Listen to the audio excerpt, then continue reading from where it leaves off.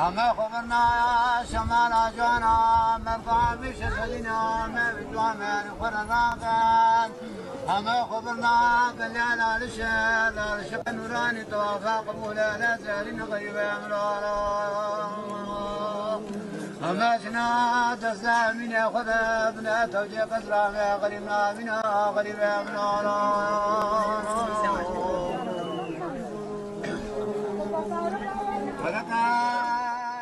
Northern Iraq, 2011, April. The three of us set out on a journey across northern Iraq, from the safety of the Kurdish region, across the Tigris River in the plain of northern Mesopotamia, to the Jebel Sinjar or Sinjar Mountain near the Iraq-Syria border. The wide plain between the Tigris and the Sinjar, just north of Mosul, is still far from secure, but we have an important goal. The three of us speeding towards Sinjar come from different walks of life.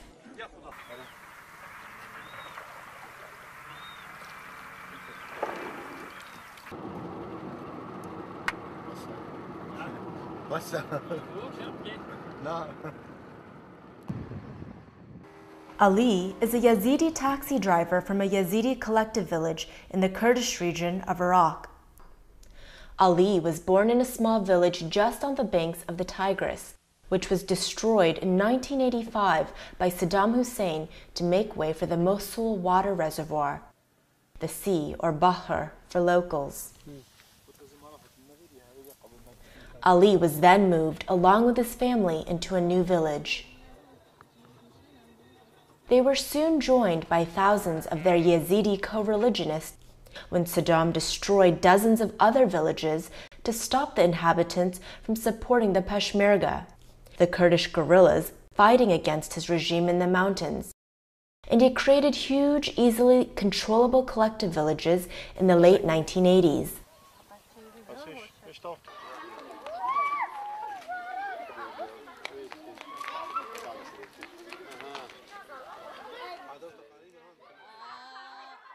As a young man, Ali sought work in Baghdad and Basra, but later returned to the Kurdish region and is now the main provider for an extended Yazidi family living in the collective village of Hanke.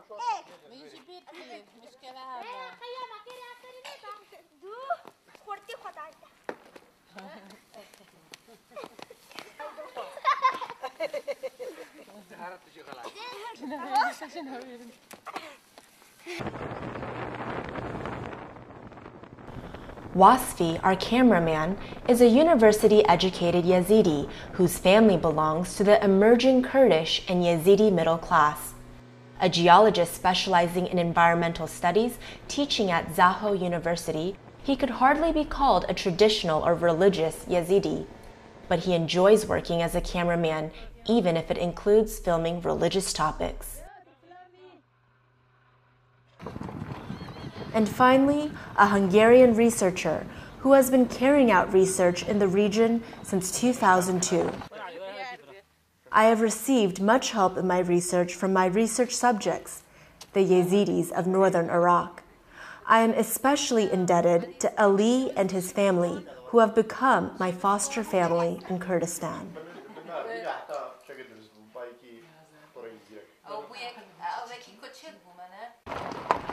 On this April dawn, we are setting out to hunt for the most sacred object of the Yazidis, the peacock standard, to film the ritual that Yazidis call the parading of the peacock. The peacock standard is more than a mere object. It is the symbol of the Yazidis. And the parading of the peacock is the ritual which most reflects both Yazidi history and the profound changes Yazidi community in Iraqi Kurdistan is going through at the present time. The Yazidis, a little-known people in a little-known land, Iraqi Kurdistan. Kurdistan, the region populated by Kurds, is divided among 4 countries. More than 5 million Kurds, a non-Arabic ethnic group, live in Iraqi Kurdistan in northern Iraq. Though equal partners of the Iraqi state on paper, Kurds were often repressed by the Baghdad government, leading to frequent armed clashes during the 20th century. Following the First Gulf War in 1991 and a failed uprising against Saddam, the international community established a Kurdish safe haven, which eventually came to be known as the Iraqi Kurdish region. The new Iraqi constitution of 2005 declared it a federal state within Iraq, and as such, it enjoys considerably political and economic autonomy from Baghdad. Unlike the rest of Iraq, Iraqi Kurdistan is safe and prosperous. However, not all Kurdish inhabited territories belong to the Kurdish region. Territories along the border of the Kurdish region are contested between the Kurdish government and the central government. The same is true for Sinjar Mountain, a Kurdish-speaking enclave on the Syrian border where many Yazidis live.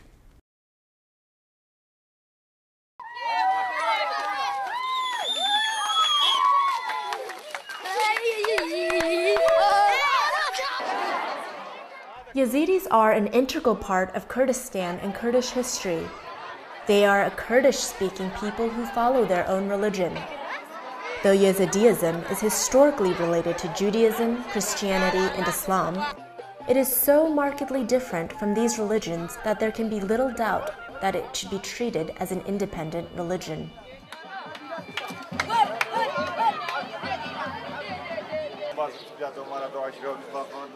Yazidis number perhaps 500,000. There are Yazidis in Turkey, Syria, and the Caucasian states, but most Yazidis live in northern Iraq, where their religious leaders also live, and where their most sacred space, the Valley of Lalish, the spiritual center of the Yazidi world, is located.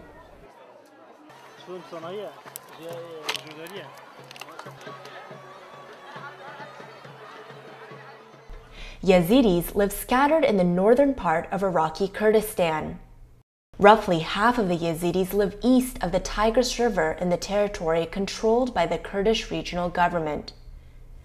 Another huge group of Yazidis live some 200 kilometers to the west, in the Sinjar region near the Syrian border, surrounded by the Arab and Turkmen tribes of the plains. Isolated and rural, the Sinjaris are more devoted to the traditional ways in Yazidi religion than those living in regions more affected by technical, economic, and political development.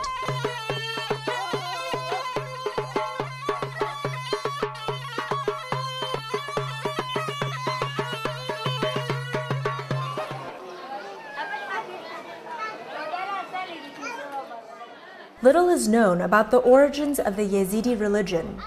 Yazidi tradition traces the roots of their religion back to the first man and prophet, Adam. Modern educated Yazidis, and many Muslim Kurds as well, claim that Yazidism was the original Kurdish religion before the advent of Islam. Books or manuscripts cannot help us concerning the past of the Yazidi religion, as there are none. In fact, traditionally, Yazidis had no written books, as their religion strictly forbade the writing down of sacred texts. The Yazidi religion was until recently transmitted orally. Qawwals, the singers of the sacred hymns, played a crucial role in this.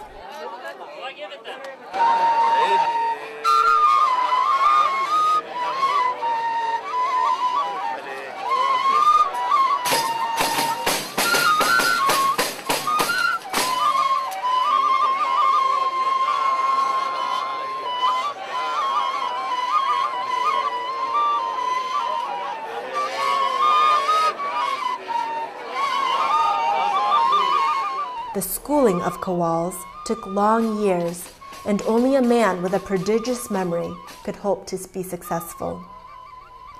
Though men from certain other priestly castes can also learn some, or even many of the hymns and recite them, only the Qawwals may play on their sacred instruments, the tambourine and the flute. Consequently, some rituals can only be performed when Qawwals are present. During the centuries of oral tradition, it was the Qawwals who were ultimately responsible for the survival of the Yazidi religion and Yazidi identity. Their activity ensured that Yazidi oral tradition remained more or less uniform, instead of splitting into hundreds of local sects. Only the son of a Qawwal may become Qawwal, and tradition demands that all the Qawwals live in the twin villages of Bashika Bazani, just east of Mosul.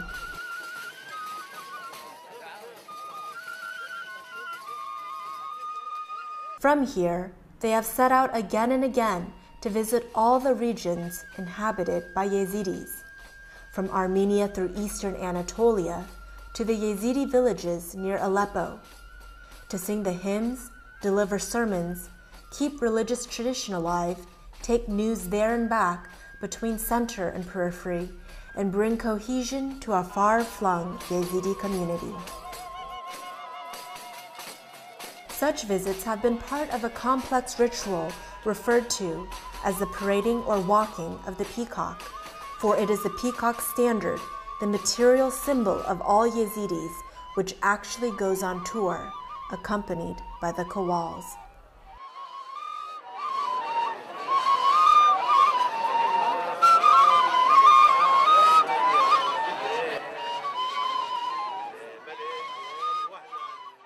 The most sacred objects of the Yazidis, usually well hidden from the prying eyes of strangers, are the sanjaks, or standards of the peacock, bronze images representing the peacock angel.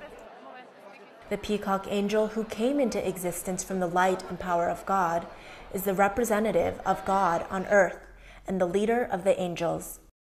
He is also the protector of the Yazidi people who follow his religion.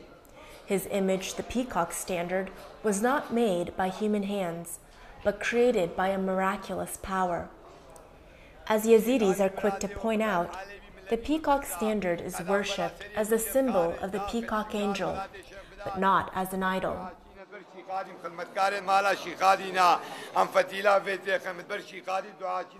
Traditionally, there were 7 peacock standards, each belonging to one of the 7 districts where Yazidis lived, from Aleppo to the Muscovy Sanjak in the Caucasus. Some of these are believed to be lost now. Each peacock regularly toured its own district in the company of Qawwals. This is known as the parading or walking of the peacock, which had immense importance in Yazidi religious and communal life.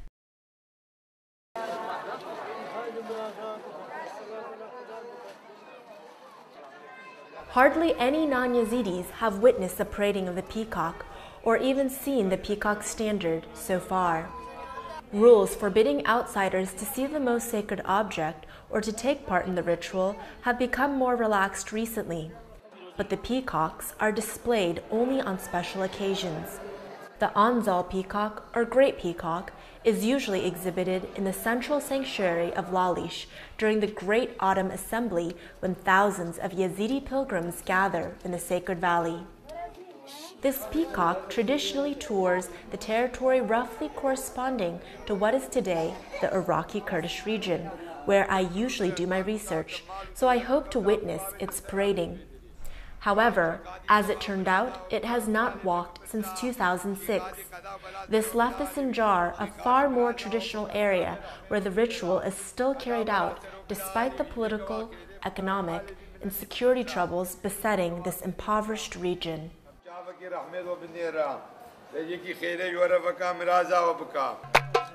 شاشا مسار نیسان شرف دین میراد دیوانه خبر بدنا ازید خانه بلا قوی ایمان شرف دین میراد دیوانه شرف دینا دین ما شرف دینا بدنا رجولیا بلا بدین رشکزیا و شرف دین میراد عدویا شرف دینا دین ما شرف دینا دین ما. Traveling to Sinjar Mountain is not without dangers. The Sinjar itself is under the control of the Kurdish army or Peshmerga forces, whose frequent checkpoints provide relative security in the region, though occasional kidnappings of Yazidis still occur. However, the road between the Kurdish region and the Sinjar is controlled by the Iraqi army and leads through territories rumored to be sympathetic to the Al-Qaeda. Though the situation had greatly improved by the spring of 2011, and many Yazidis passed safely back and forth between the two regions in daylight, still, many worried that an obvious foreigner might prove too tempting prey for kidnappers.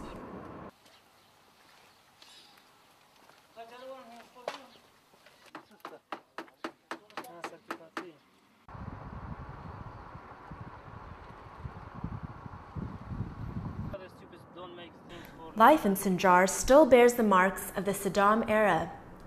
In the 1970s, Saddam destroyed all the traditional Yazidi villages of the mountain, some 160 of them, and moved their inhabitants into 12 so-called collective villages. While making modern infrastructure available, this also made monitoring the people much easier and prevented them from supporting the local Kurdish guerrillas. Yazidis' land was often given to Arab settlers, while the collective villages established on the plains suffered water shortages, making them unsuitable for agriculture. Loss of their traditional income made locals rely on the government provision system, and consequently on the central government for survival. After the collapse of the Saddam government, Yazidis started leaving the collective villages, moving into newly built hamlets and villages of differing sizes and amenities. It was in such a new minuscule settlement, at the end of a dirt road, that we tracked down the peacock and its entourage.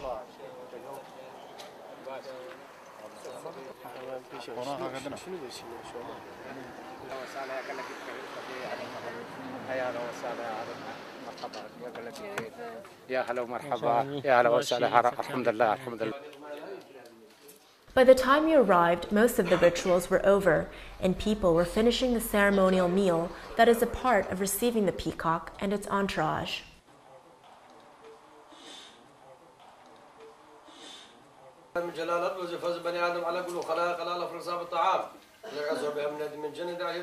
The meal over, one of the Qawwals has to say the after-meal prayer. People may not get up and leave the room before he does so.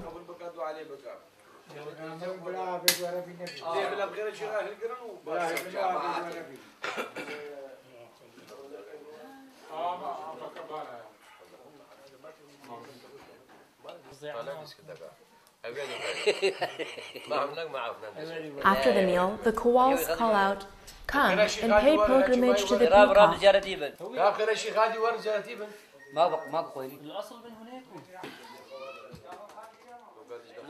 And villagers duly queue up to pay their respects and give alms to the peacock.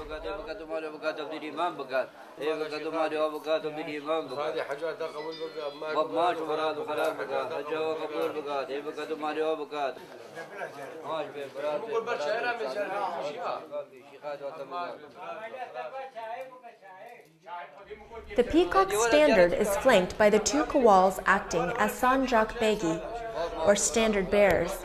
Qawwal Hussein sits to the right and Qawwal Bakir to the left. Qawwal Hussein, still in his mid-30s, has led a tumultuous life, caught up in the political upheavals of the region. As a young man, he joined the Peshmerga, fighting against Saddam's regime. While at home, in between his traveling duties as a Qawwal, he took part in attacks against Iraqi army and police bases. Until one day, while touring Sinjar with the peacock, he was arrested. A captured comrade had given his name. He spent the next 2 years in an underground prison where he literally didn't see the light of day. These days, he has withdrawn from politics and devotes all his time to his activities as a Qawwal.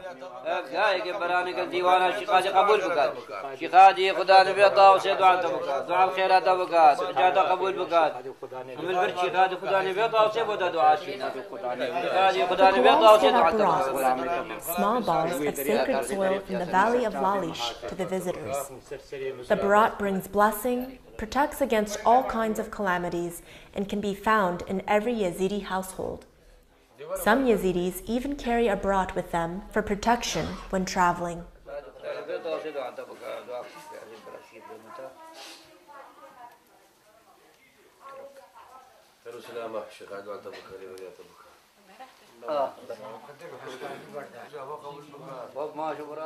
Next to the Qawwals sit two religious dignitaries also belonging to the entourage of the peacock, Sheikh Berkat, the Sheikh al-Wazir or Minister of Sheikhs, and his son Sheikh Hassoun.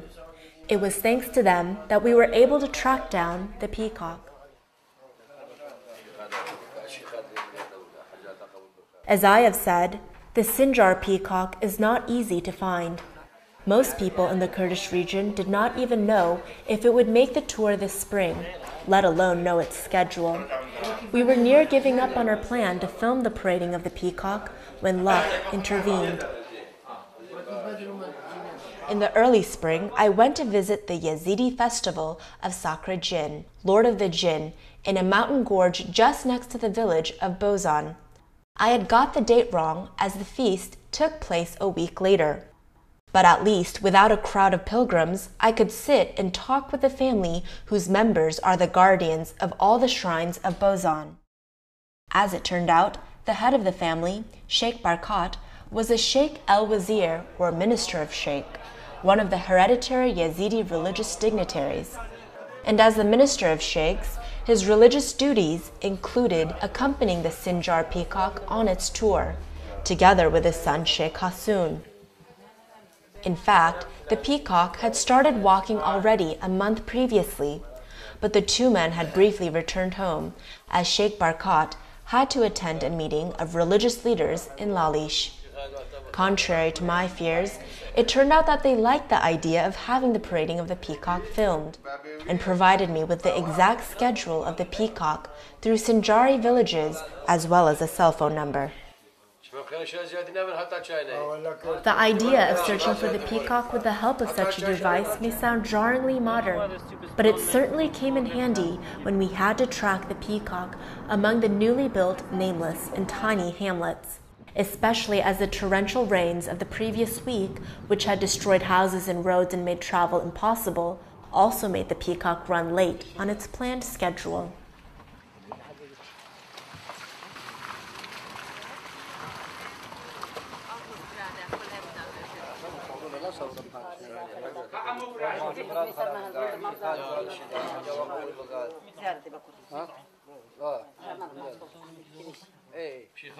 After men are finished, the women and children come to honor the peacock. Men may come before the ceremonial lunch as well as after. In fact, they may visit throughout the stay of the peacock, but women come only at the end, when other rituals are over. Tradition changes fast as the whole community transforms. When I first attended the parading of the peacock in 2004 in another Sinjari village, the only woman given the privilege to come and visit the peacock was the wife of the host. According to Kawal Hussein, in the past in Sinjar, only men congregated to visit the peacock. Women felt ashamed, a key word in local culture, and stayed at home. Instead, one of the Qawwals went around visiting households with the sacred jar, which now stands next to the peacock. This jar was filled with water, and the Qawwal went from house to house, giving women a sip and sprinkling some water on the house. This water was called the water of pilgrimage and also the water from the White Spring. The White Spring being the primeval spring of Yazidi creation mythology. Sipping the water of the White Spring from the jar kept next to the peacock had the same merit as visiting the peacock itself. But times change, and now women come too, though strictly only toward the end of the peacock's visit.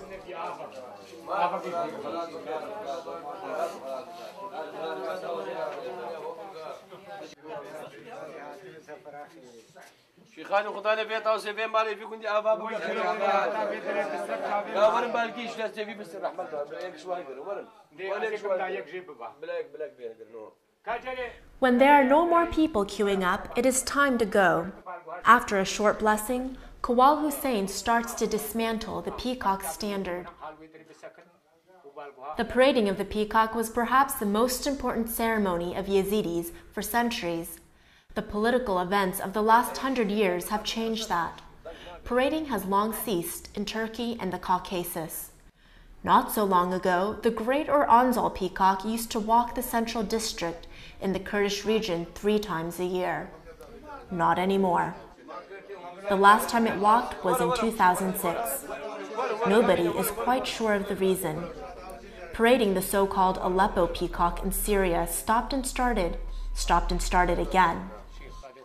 Kawal Hussein last accompanied it to Syria around 2007 or so. For the foreseeable future, there is no hope of sending it again to the Yazidis of that war-torn country. At the moment, the Sinjari peacock is the only one which is still regularly paraded, although only once a year instead of twice as in the past.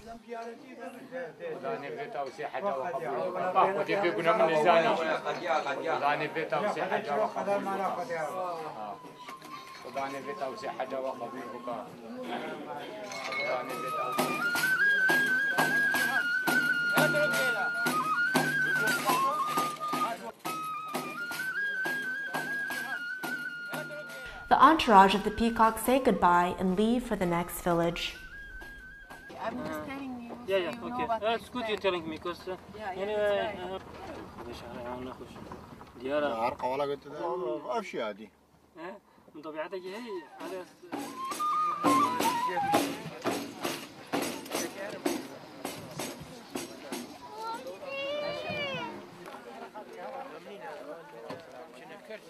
As the Kawals form a procession, people line up to kiss the sacred instruments and the bag concealing the peacock.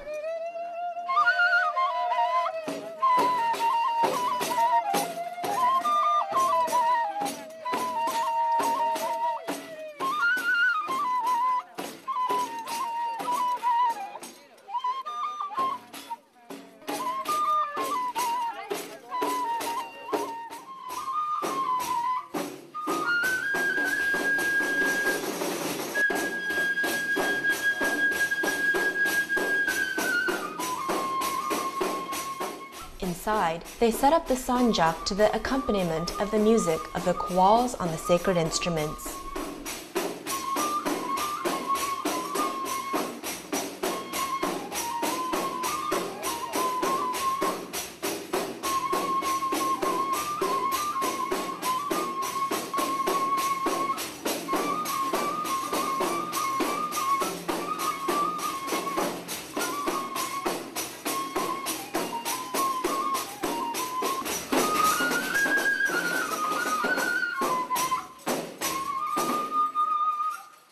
After the music, Kawal Hussein recites a hymn enumerating Yazidi holy beings and holy places.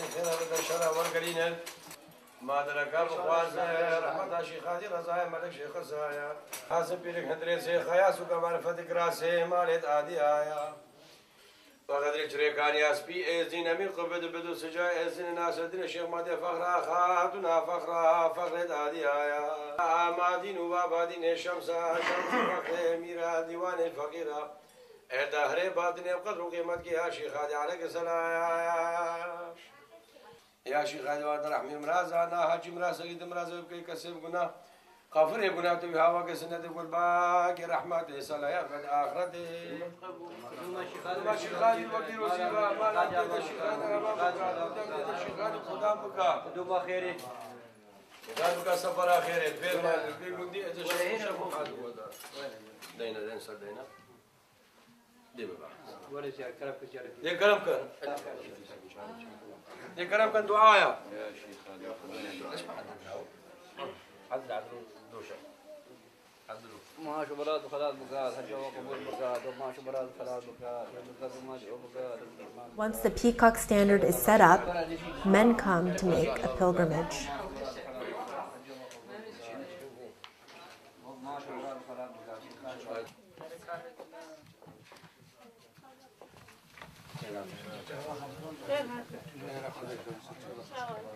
The candlestick of Sheikh Shems and the sacred jar are set up in a different house, yet another site of pilgrimage under the charge of Fakir Hamid.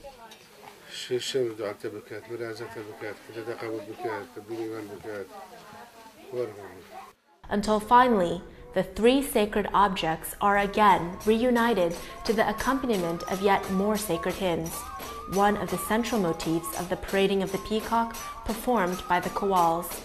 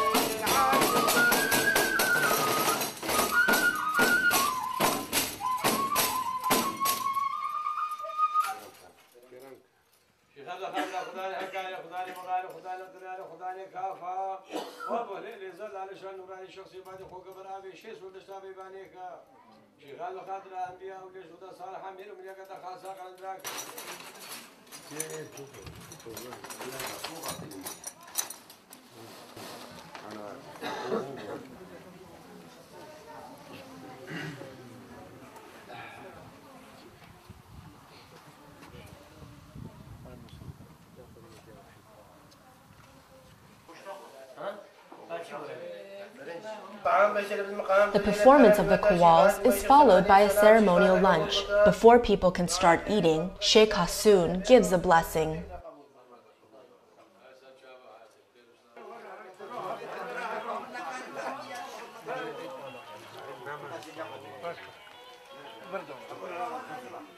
Such meals are an obligatory part of the ritual, no matter the time of day.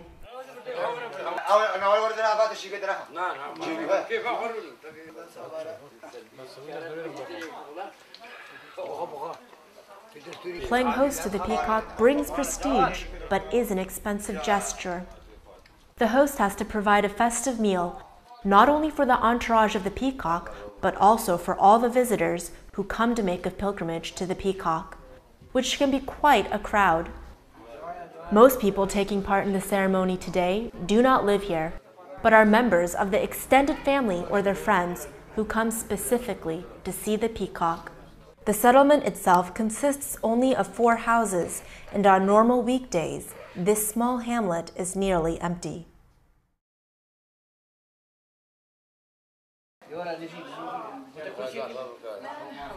Most of the men from the 4 families who live here work somewhere else. As there are few job opportunities in the Sinjari region itself, they mostly migrate. Many work in the vegetable plantations of Rabia on the northern Mesopotamian plain. Some choose to become Peshmergas in the Kurdish army. Others work in the Kurdish region in construction or as waiters, sending their money home.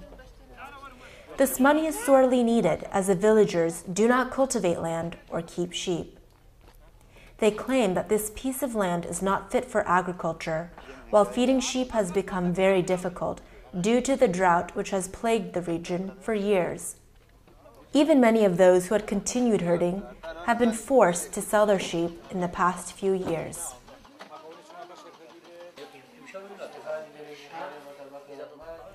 The family of the man hosting the peacock does not even keep chickens for fear they would destroy the garden. A few square meters of parched land behind one of the houses with a few sparse plants. Everything indicates that the decades spent in a collective village relying on state rations have robbed them either of the skills or the wish for the traditional ways of making a living.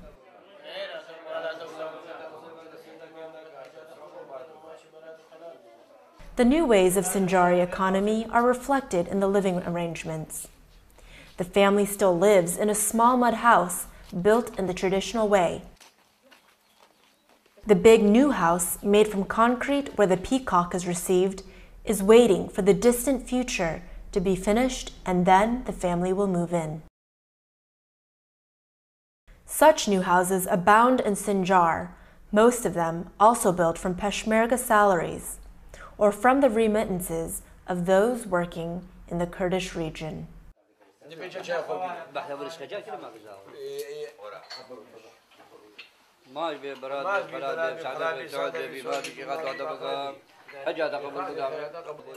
The parading of the peacock costs money, not only for the host, but for all those who come on a pilgrimage to the peacock.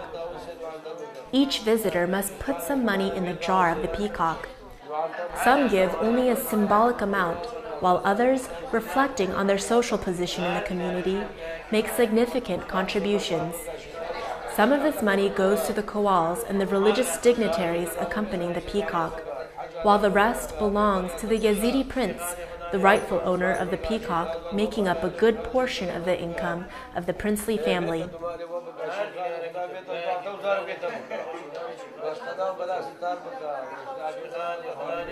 In the past, the parading of the peacock was an important financial source for the Yazidi emirate, headed by the princely family residing in the center. At the same time, taking the peacock around provided an important channel of communication and contact between the widely dispersed Yazidi villages and the central power, embodied by the Yazidi prince and other religious leaders.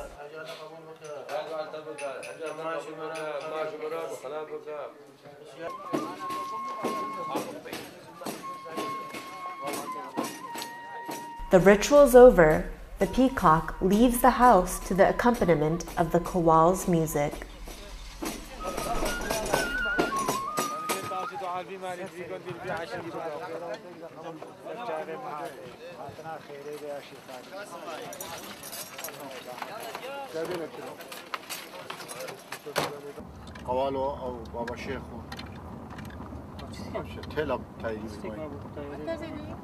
There's something stuck in the car.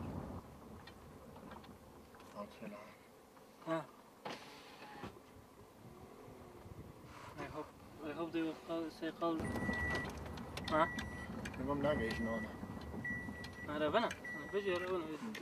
Our third stop was the largest of the 3 settlements, a real village, though in fact it is inhabited by one single extended family, with all the inhabitants related to each other.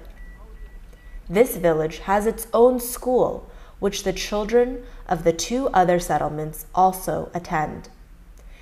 It is also connected to the electricity grid, unlike the other 2 hamlets, which have to make do with generators.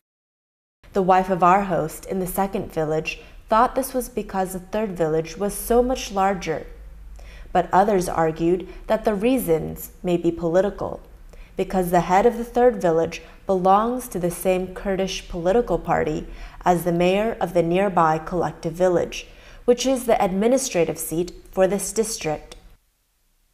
The yellow KDP flag and the Kurdish flag with the sun disk over the school and other official buildings proclaim the Kurdish identity and the political affiliation of the village.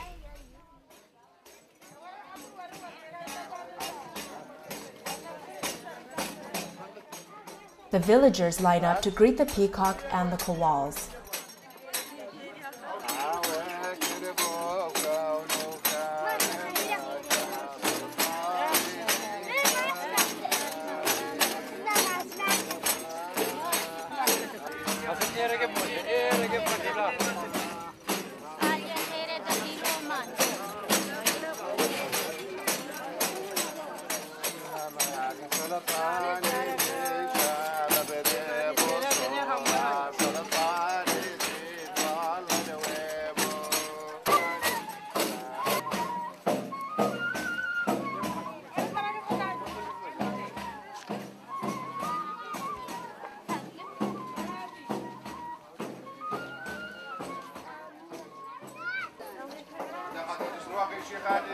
Inside, the peacock is being set up.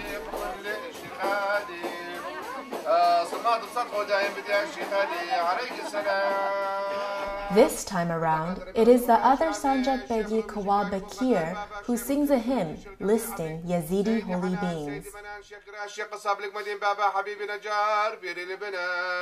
البركة رمضان سلطان زي شريف كنيا شيخ هادي عليك السلام بدا خادر ديوان عمر خاله زي وسجر حج محمد كبر زماني هاجر من آل بكر بيري شبيري من بابيري مقدار يا شيخ هادي ديوان رحمة مرازانا كسك مرز بكي كسب كنا غافر كنا وسط البنك رحمتهم سرايا وبرايات آخرتهم ودوما شيخ هادي وبيروزي ودوما خيره وخير مالي وبيروزي زي مشاهد حاضر هذه خدانا بيرضوا على دعاء اتفاق وبك دعاء الإيمان. The men of the village start making the pilgrimage to the peacock.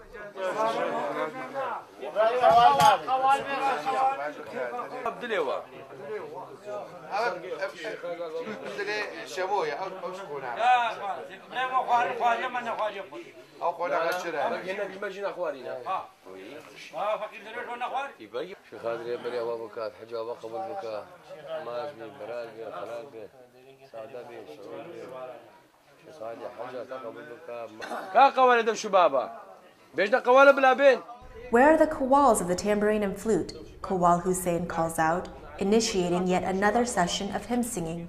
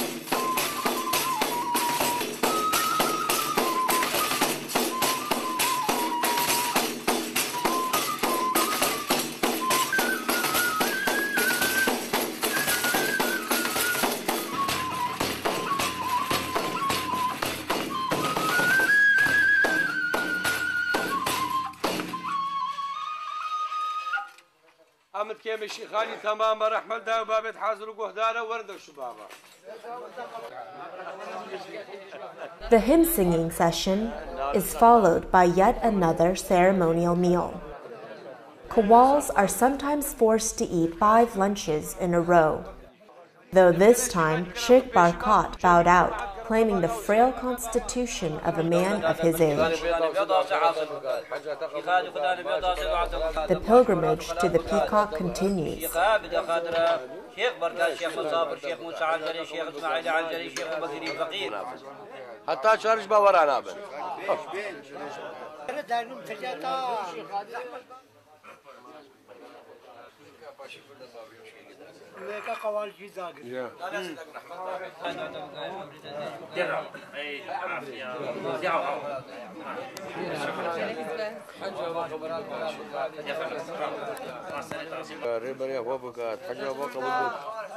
دستور دابرام شيخ هاي دعاء تبكى حجة قبول بكى ما شيخ هاي دعاء تبكى دري بريا تبكى حجة قبول بكى شيخ هاي دعاء بكى ودان بيتا وسيد آخرة تبكى. Anti-smoking campaigns have not reached this part of the world yet.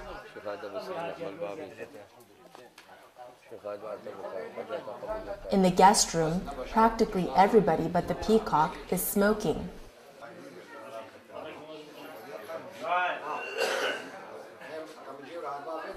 Wasfi, our cameraman, can no longer stand the smoke and leaves the room, thus unfortunately missing the first part of Kuwal Hussein's sermon.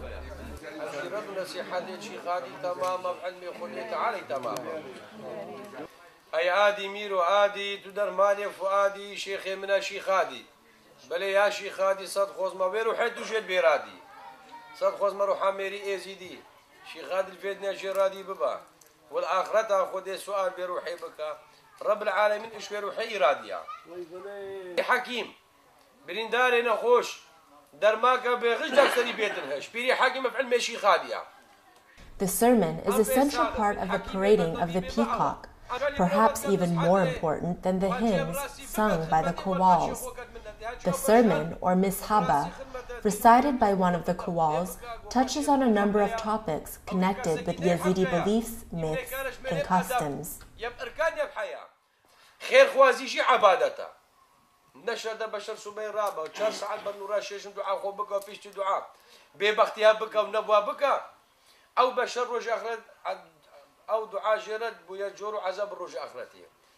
It also contains moral exhortations to Yazidis on how they should live life.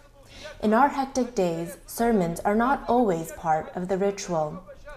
Visitors, preferably of high social standing, have to request and prompt the Qawwals to give one. The sermons preached by the Qawwals on these occasions are the only religious education and spiritual food many lay Yazidis were or are likely to receive, especially in the case of those living far from the religious center.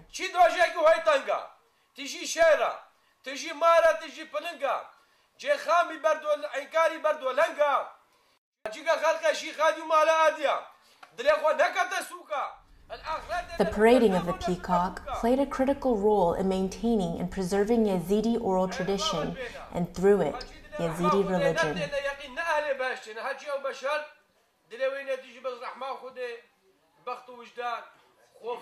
Though one cannot know it, seeing the rapt faces absorbed in the sermon of the Qawwals, all this is slowly changing and disappearing.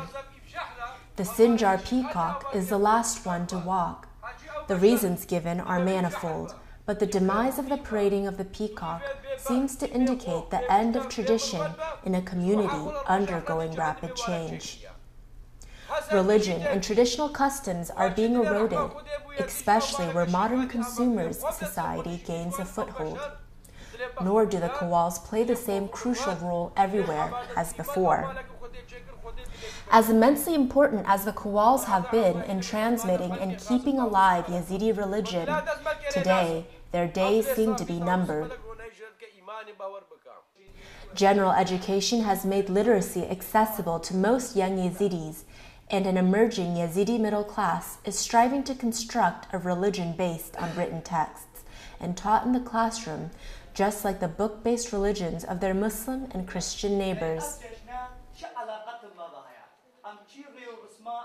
Books are gradually replacing oral tradition, and their writers, who are school-educated, are taking the place of Qawwals. In the past, Qawwals were also much respected as men of the world who traveled far and wide. Today, when travel has become much easier and migration an everyday phenomenon, this is no longer a source of respect.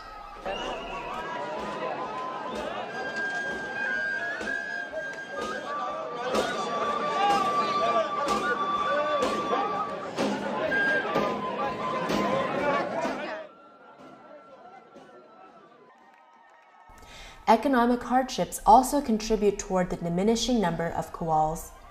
These days, Qawwals, just like all other men employed in religion in Iraq, whether Muslim, Christian, or Yazidi, receive a state salary. However, this is only a small sum compared to the salary of other government employees. Qawwals must support themselves from alms, which may be the traditional way, but it is uncertain and does not have the same prestige as a fixed salary. Qawwal Hussein's brother, who also used to be a Qawwal, has recently become a policeman instead, because of a policeman's much higher salary. The number of Qawwals has dwindled to less than a dozen, and their future is uncertain. If this trend continues, with hardly any Qawwals left, the peacock may one day stop parading, even in the traditional Sinjar region. Or even if it continues, it will change, becoming a mere memory of itself.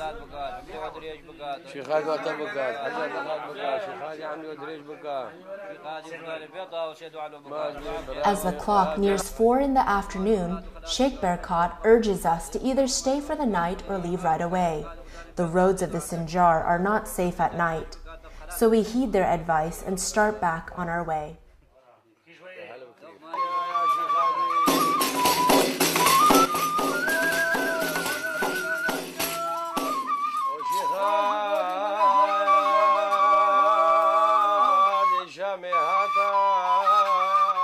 The Qawwals stay and continue their tour through the Yazidi settlements of Sinjar for another month. Their music, their hymns, their sermons, and their very presence, just as the sight of the peacock standard, reinforce the villagers' sense of identity as Yazidis, the chosen people of the peacock angel.